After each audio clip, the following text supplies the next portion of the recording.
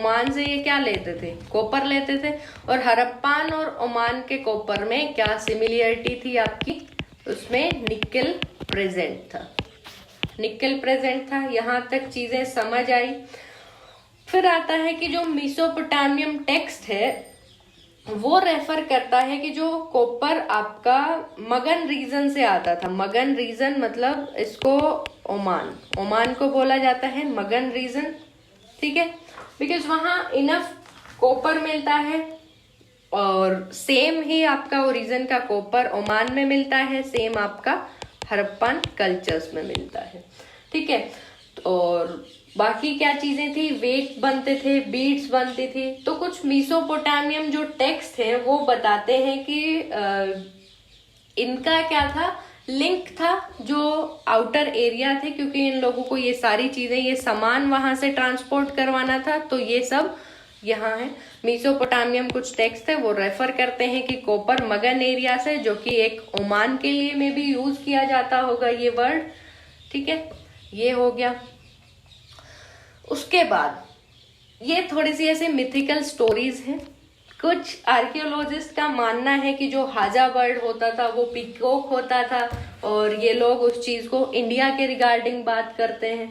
कुछ लोग इसको मानते हैं कि जो ओमान है उसके बारे में बात की गई है, ठीक है। एक चीज आती है दिलमन, जो कि आइलैंड, प्रोबेबली हम लोग मान सकते हैं ये आइलैंड होगा बहरेन का, और जो मगन और मेलुहा है पॉसिबली वो होगा आपका हड़प्पन रीजन हो गया। इन लोगों ने मेंशन किया कि जो मेलुहा से प्रोडक्ट थे, जैसे आपका हो गया कार्नेलिन हो गया, लापिस लजूली हो गया, कॉपर हो गया, ये सब ट्रांसपोर्ट किए जाते थे, ठीक है। यहां तक चीज समझ आई। फिर हम लोगों को एविडेंस मिलता है कि ये लोग शिप जो होती थी और बोट्स जो थी उस चीज से भी अवेयर थे, बिकॉज इनकी एक सील मिलती है, उस पे डिपिक्ट किया है इन लोगों ने ऐसे, ये मान लो आपकी एक सील मिली, इस पे इन्होंने क्या बोट बनाई हुई है, बोट बनाई हुई है इस पे, तो ये लोग उस चीज से भी अवेयर थे, ठीक है। और जो लोकल जो ओमान रीजन में जो वेट्स होते थे उनको बोला जाता था दिलमन, और वो वेट जो हड़प्पन जो स्टैंडर्ड फॉलो करते थे वही सेम जो वो लोकल दिलमन जो वे होते थे वो चीजें भी फॉलो करते थे, ठीक है। तो ये कुछ सिमिलरिटीज है इनके बीच में, क्योंकि इनका आपस में चीजों का लेना देना, ट्रेडिंग चलती थी, तो कुछ जो कल्चर है वो आपस में इंटरमिक्स हो गया। और ये सब चीजें आपकी डिपिक्ट की है सील्स पर। जो मेसोपोटामिया की कुछ सील्स की अगर बात करें तो उनपे जो हड़प्पा जो कल्चर में सील्स बनती थी उनमें एक बुल का मोटिव प्रेजेंट होता था, बुल डिपिक्ट किया गया है। तो मेसोपोटामियम कुछ सील्स हैं उस पे भी बुल डिपिक्ट किया गया है, जो कि हड़प्पन कल्चर वाली सील से लिया गया है। तो ये कुछ सिमिलरिटीज की बात करी हम लोगों ने। उसके बाद हम लोग देखते हैं, ये एक बार मैप रेफर कर लेना, यहाँ लोथल है आपका, ये हड़प्पन कल्चर है, ये आपका मेसोपोटामिया है, ठीक है। ये दिलमन रीजन है, ये आपका मगन है, ठीक है, जहां से कॉपर आता था जिसमें निकल प्रेजेंट था, ये चीज हो गई। उसके बाद हम लोग बात करते हैं, जो हमने स्टिएटाइट सील पढ़ा, सील और सीलिंग्स के बारे में बात करते हैं। स्टिएटाइट सॉफ्ट स्टोन की बनी होती थी, इसको काफी सारे इसके यूजेस होते थे। एक तो इसको ट्रेडिंग के लिए भी यूज किया जाता था, इस पे डिपिक्ट करते थे ये चीजें। एक इसको यूज किया जाता था कि लॉन्ग डिस्टेंस पे कुछ चीज भेजनी है और वो चीज वो सामान इंटेक्ट रहे, तो उसका पता लगाने के लिए। तो ये लोग क्या करते थे, कोई भी चीज है, मान लो उसका बैग बनाया इन्होंने, उसमें रस्सी लगाई, उसके बाद कुछ गीली जो क्ले मिट्टी है उसको उस पे लगा दिया, ठीक है।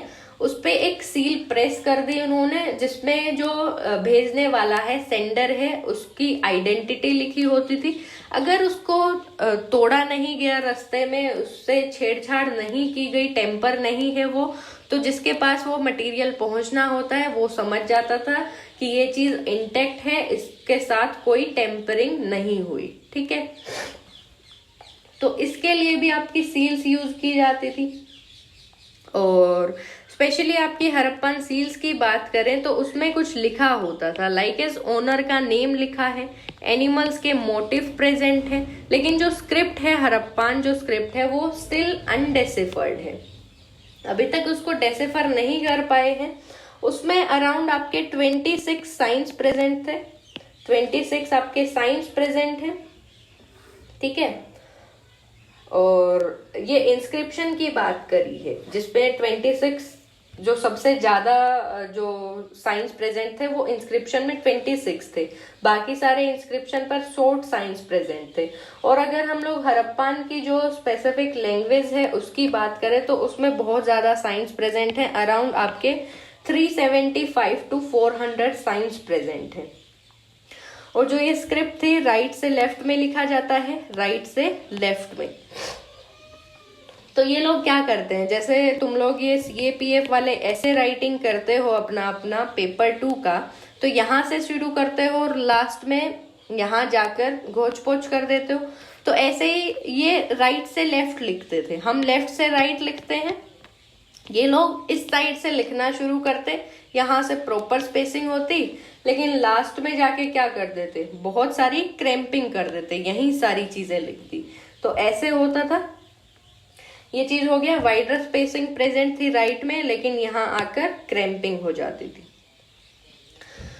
उसके बाद हम लोग पढ़ेंगे अगर वैरायटी ऑफ ऑब्जेक्ट्स जो हमने देखे, सील्स मिलती है, कॉपर टूल्स मिले, ज्वेलरी मिली, आपकी टेराकोटा के जो आपके टॉय मॉडल हैं वो चीज मिले, जार्स मिले, कॉपर के ऑब्जेक्ट्स मिले। अभी हम लोग स्पेसिफिकली पढ़ेंगे वेट्स के बारे में। प्रेसाइज थे, एग्जाम में आपसे डायरेक्टली ये चीज पूछी जाएगी कि इनका जो हड़प्पन पीपल थे, इनका वेइंग जो सिस्टम था वो प्रिसाइजली डेवलप नहीं था, वो स्टेटमेंट रॉन्ग हो जाएगी, because precise system of weights was developed. और जो ये स्टोन के बने होते थे तो वो स्टोन का प्रॉपर नाम था चर्ट स्टोन के, और जनरली ये क्यूबिकल होते थे, कोई मार्किंग्स इनके ऊपर प्रेजेंट नहीं होती थी। लोअर डिनोमिनेशन जो होता था वो बाइनरी होता था, हायर डिनोमिनेशन डेसिमल में होता था, डेसिमल जो होता है उसमें होता था, ठीक है। हायर वाला डेसिमल में, लोअर वाला बाइनरी में। LB याद रखो या फिर BL ऐसे करके, या फिर इसको लो BP ऐसे याद कर सकते हो। तो लो यानी लोअर वाला बाइनरी में, हायर वाला डेसिमल में।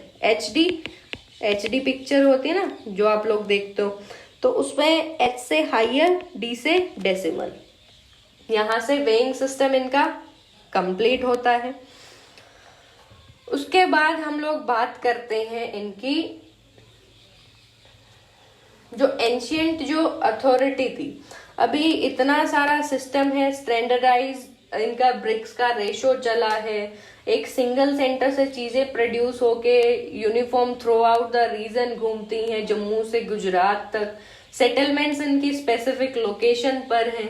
तो कुछ आर्कियोलॉजिस्ट का कुछ इनका मानना है कि इनमें कोई एक रूलर रहता था, ठीक है, लेकिन कुछ का ओपिनियन है कि कोई रूलर नहीं प्रेजेंट था, एवरीबडी, हर किसी को एक इक्वल स्टेटस मिला हुआ था, एवरीवन इक्वल स्टेटस। और कुछ लोगों का मानना है कि कोई सिंगल रूलर प्रेजेंट नहीं था, बहुत सारे इसमें रूलर्स प्रेजेंट थे, ठीक है।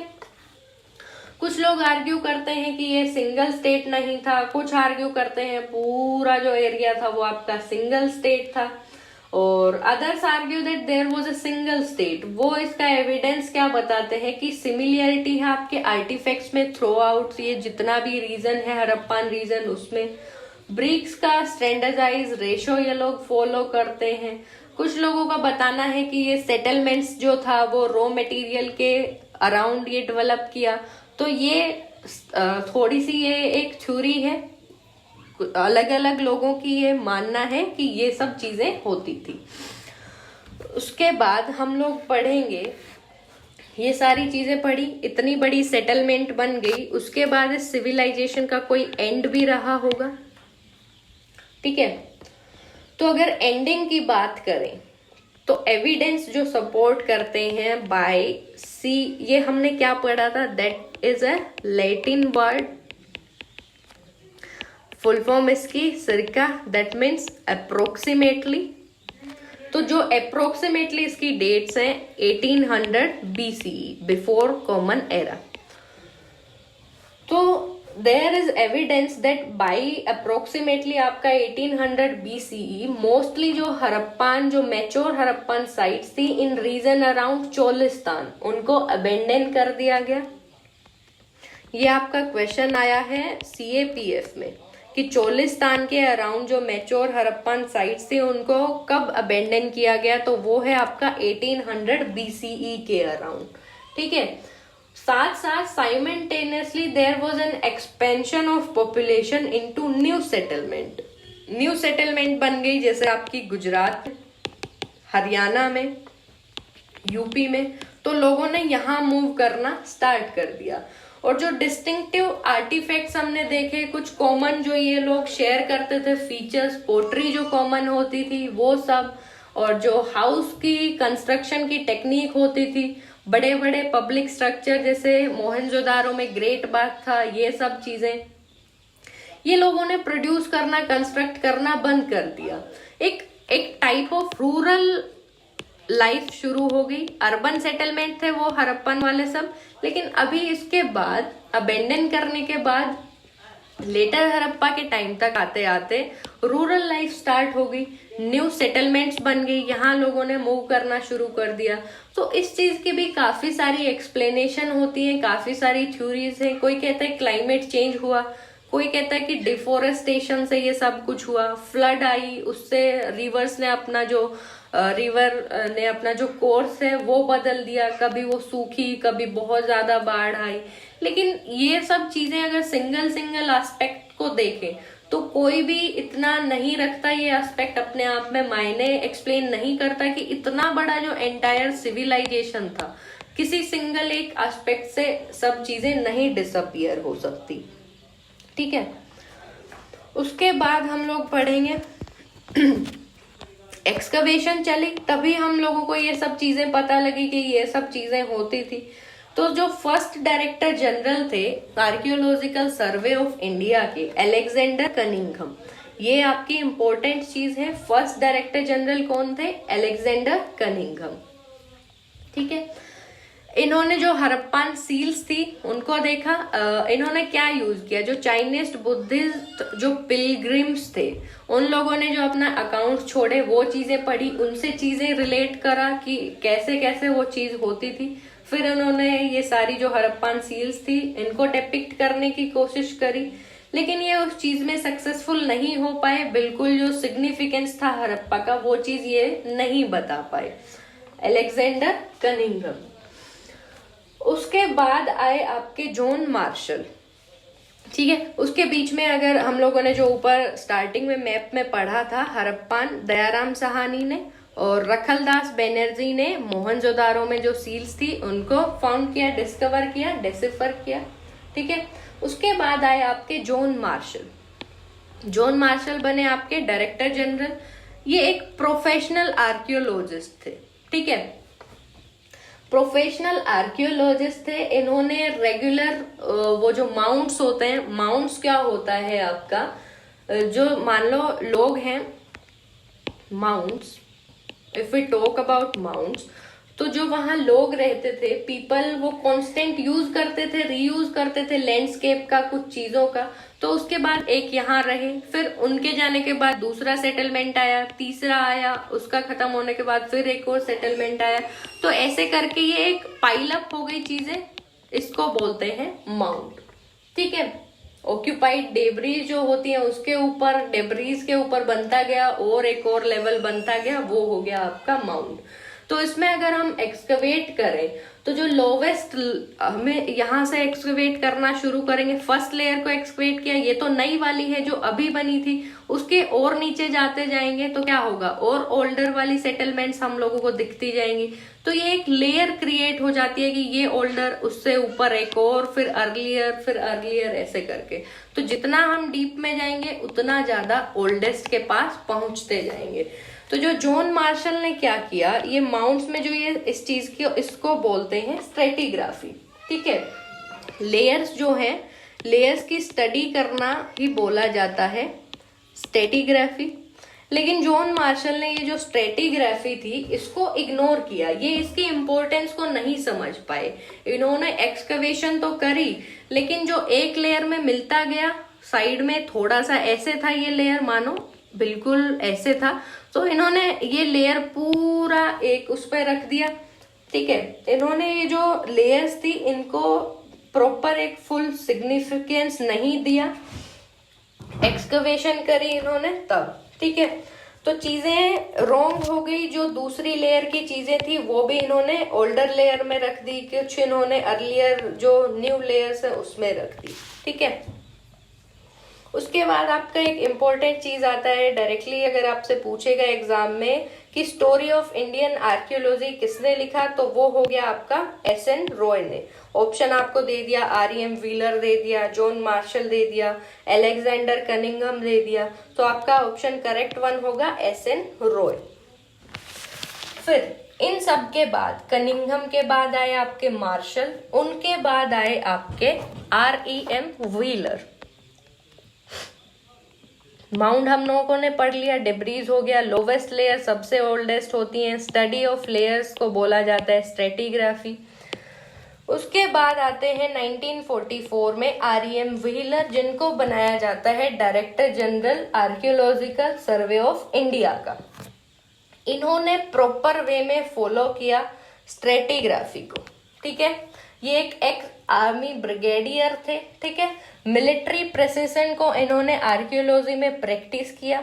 ये अपनी एक स्टोरी में बताते हैं कि इन्होंने लिखा अपने एक्सपीरियंस के बारे में कि 1944 में ये 4 मील्स कुछ चलकर जो टांगा होता था वो इनको लेकर आया था as a newly appointed director general of ASI। ठीक है, रेलवे स्टेशन पर लेके आए इनको, हड़प्पा वाले रेलवे स्टेशन पर, फिर इनको ऑफिस में लेके गए। ठीक है, ये अपनी स्टोरी में एक बार बताते हैं, व्हीलर ने बताया ये। ठीक है, इसमें जो आपका इम्पोर्टेंट जो क्वेश्चन बनता है, इसमें आपसे एग्जाम में पूछ लिया जाएगा कौन से आर्कियोलॉजिस्ट ने सबसे पहले स्ट्रेटिग्राफी को इम्पोर्टेंस दी, तो वो हो जाएंगे आपके आर.ई.एम. व्हीलर। ठीक है, उसके बाद अगर चीजों की बात करें, पार्टीशन हो गया, तो मोस्टली साइट्स जो है वो पाकिस्तान में चली गई। मोस्टली ये हमने पढ़ लिया, पार्टीशन के बाद हड़प्पन साइट मोस्टली पाकिस्तान में चली गई।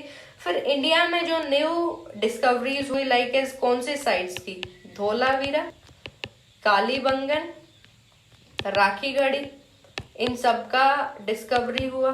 ठीक है, ये चीज हो गई। उसके बाद हम लोग पढ़ते हैं जो नेक्स्ट आता है,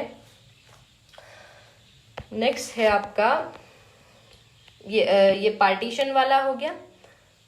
ठीक है, तो हम लोगों ने कि देखा कि जो हड़प्पन स्क्रिप्ट है स्टिल अनडिसिफर्ड है। हम लोग कुछ रिलेट कर पाते हैं, जो आज की चीजें यूज करते हैं उसको, जो पीछे जो सर्वाइव हुआ है मटेरियल जो बचा है हड़प्पन साइट्स का, कि जो आज के टाइम में मान लो कोई जग यूज करता है तो वो जग क्या काम आता है। ऐसे ही अगर हड़प्पन साइट में कोई जग मिलता है तो वो जग शायद मे बी उसी काम आता होगा। इस तरह से जो आर्कियोलॉजिस्ट हैं वो ये चीजें रिजेंबल करते हैं। ठीक है, तो understanding of the function of artifact is often shaped by its resemblance with present day things। जो present day में यूज किया उसी की अंडरस्टैंडिंग से हम ये चीज रेफरेंस निकालते हैं कि पहले वो चीज किस लिए यूज करी जाती होगी। ठीक है, ठीक है, ये चीज समझ आई। उसके बाद ये सब चीजों में कुछ प्रॉब्लम आता है इंटरप्रिटेशन का।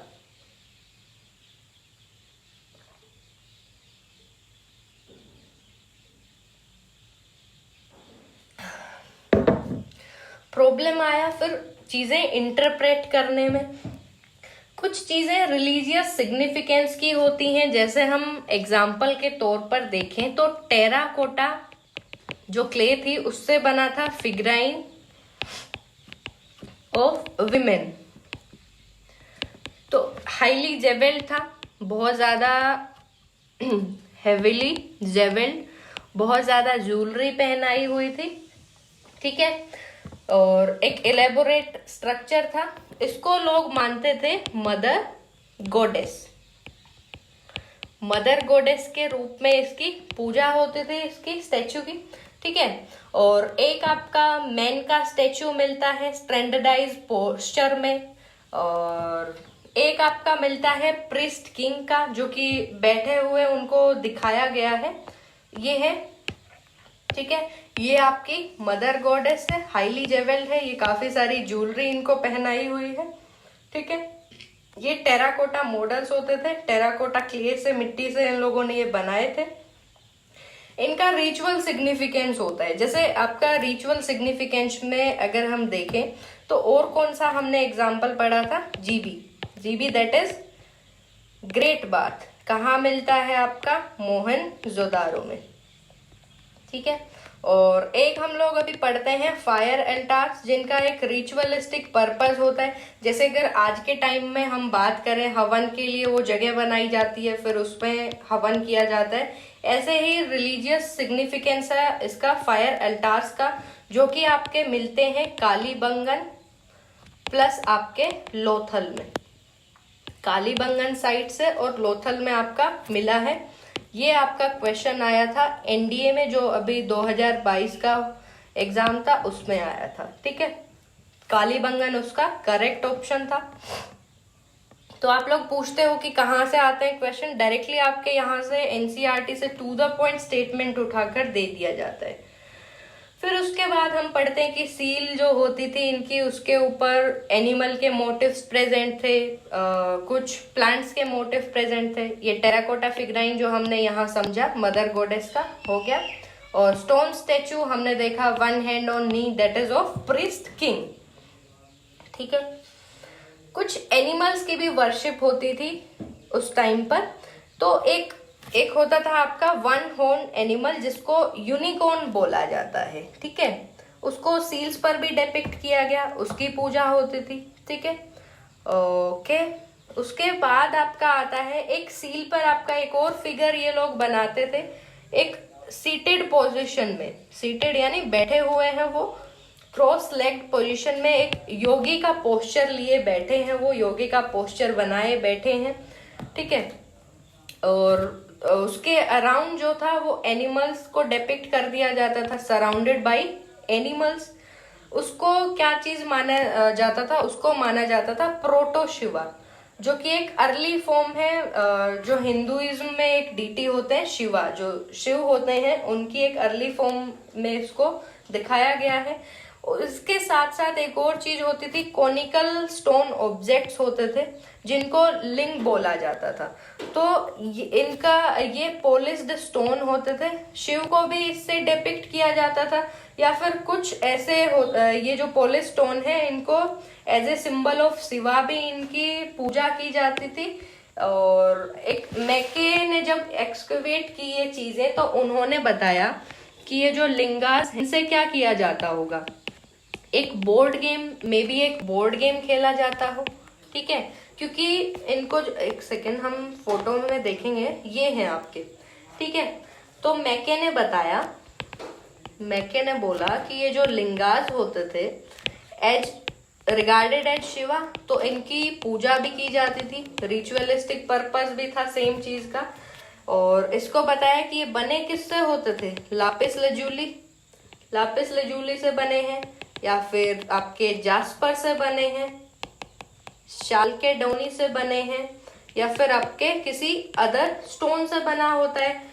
और पॉलिश्ड होते हैं ये, ब्यूटीफुली कार्व्ड आउट, मतलब पॉलिश हो गया तो वो बहुत, यहाँ से ये आपका जो सरफेस है ये रफ नहीं लगेगा, इसका शाइन करेगा, ठीक है।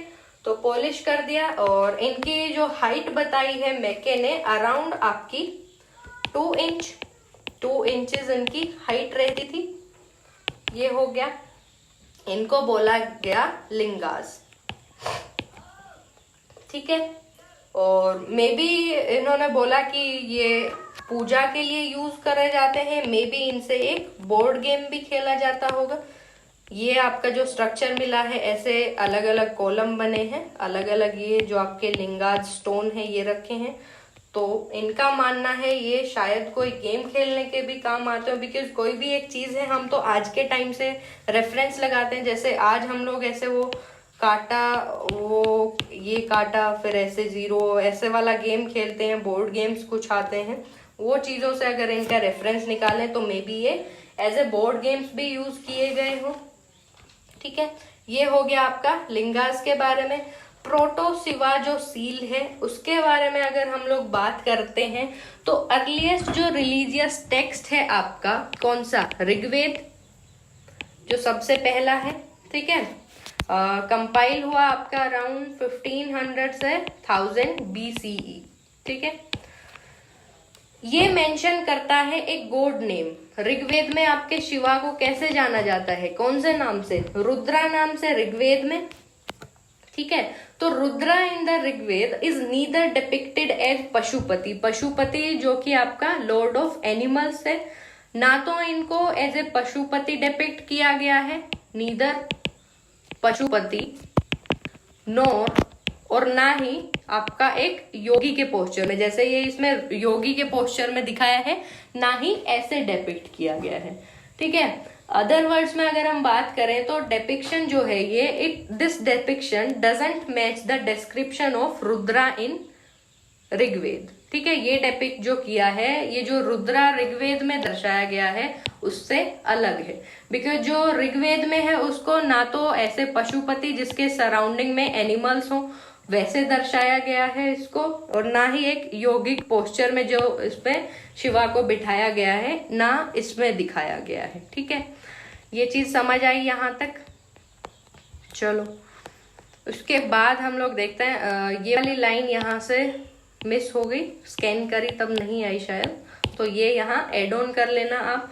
उसके बाद एक टर्म आती है लास्ट इसका पैराग्राफ है चैप्टर का, ये चैप्टर खत्म होने वाला है इसके बाद, तो वो आता है आपका शमनाज। तो शमनाज ऐसे मेन और विमेन होते थे जो क्लेम करते थे कि उनके पास मैजिकल हीलिंग पावर्स हैं, और वो जो दूसरा वर्ल्ड है जो आज के टाइम पर हम लोग बोलते हैं जो टोने टोटके वाले लोग होते हैं उस टाइप के पीपल, तो ये लोग बोलते थे कि जो दूसरा वर्ल्ड है उससे भी ये लोग कम्युनिकेट कर सकते हैं। तो शमनाज आपका अगर टर्म आ जाए, what do you mean by the term shamans, तो the term shamans refer to the men and women who claim magical and healing powers as well as an ability to communicate with the other world। तो ये हो गया आपका शमनाज हो गया, यहाँ आपका चैप्टर खत्म होता है। उसके बाद अगर इसका टाइमलाइन एक दिया हुआ है मेजर पीरियड्स जो अर्ली इंडियन आर्कियोलॉजी में है, तो उसके बारे में थोड़ा सा रेफरेंस में आपका जो मेन पॉइंट आता है कि जो नियोलिथिक है, ठीक है, उसके बारे में आता है कि जो अर्ली एग्रीकल्चरिस्ट थे और पास्चरलिस्ट पीपल थे यहाँ से शुरू हुए। चालकोलिथिक का आपका आता है सबसे पहले यूज हुआ कॉपर का। ठीक है, उसके बाद आपकी हड़प्पन सिविलाइजेशन अराउंड आपका 2600 BCE में हुआ। ठीक है, उसके बाद एक दूसरा टाइमलाइन आता है आपका हड़प्पा जो सिविलाइजेशन था उसका आर्कियोलॉजी से रिलेटेड। तो अराउंड आपका 19th सेंचुरी में 1875 में अलेक्जेंडर कनिंघम की रिपोर्ट आई हड़प्पा की जो सील है उसके ऊपर। 20th सेंचुरी के आगे ये सारी चीजें हैं, ये 19th सेंचुरी का है। 20th सेंचुरी में अगर बात करें 1921 की, तो MS वत्स ने कुछ एक्सकवेशन स्टार्ट की, फिर उसके बाद जो हड़प्पा साइट है वहां, उसके बाद मोहनजोदारो पर हुई, फिर कुछ एक्सकवेशन हुई लोथल पर हुई, बाकी फिर कालीबंगन, भवालपुर और बीबीलाल आपके ब्रजबासी लाल, इन्होंने एक और साइट के बारे में इसे लिंक करते हैं। एक आता है आपका हस्तिनापुर, दिल्ली के आसपास साइट है, वो एक एक्सकवेट की आपके ब्रजबासी लाल ने। ये सब चीजें हैं। RS बिस्ट ने फिर धोलावीरा पे एक्सकवेशन की 1990s में। तो ये सेकंड टाइमलाइन है, एक बार इसको रेफर कर लेना। यहाँ हम लोगों का जो थीम्स इन इंडियन हिस्ट्री जो मेनली आपका एंशियंट हिस्ट्री से डील करता है, पार्ट 1, उसका चैप्टर 1 हम लोगों ने यहाँ कंप्लीट किया, जो था आपका bricks beads and bones. I hope आप लोगों को समझ आया। ये चैप्टर आप यहाँ से वीडियो से रेफर करें। जिन बच्चों ने पेपर 1